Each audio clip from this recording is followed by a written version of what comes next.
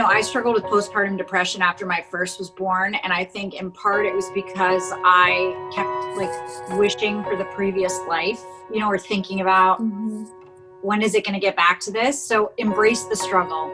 Like parenting is hard and it's incredibly joyful, but the more we can kind of embrace the struggle, I think we'll find the happiness in the struggle.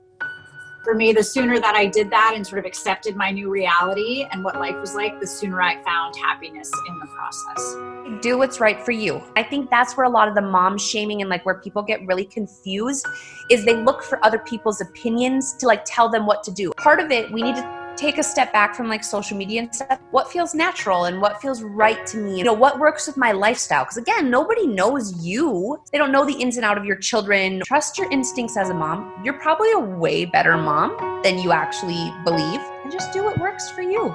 Having these little human beings who think you're like the coolest thing on the planet, even when you're having a bad day, they adore you.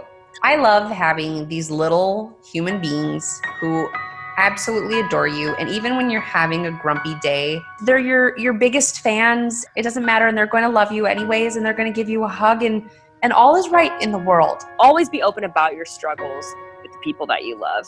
I know it can be hard to be vulnerable sometimes, like especially with other moms where you kind of don't want to admit the things you're struggling with. But I think if you're the first one to open up with the hard times you're having, that leaves a safe space for other people to open up to you too. So be honest about your struggles. Don't be afraid to laugh, and humor can help you through some really, really hard times. Humor is so important, and don't be afraid to laugh when things get really hard, and that might help you through some really, really tough times. If I could say one thing to mums, I would say you are enough.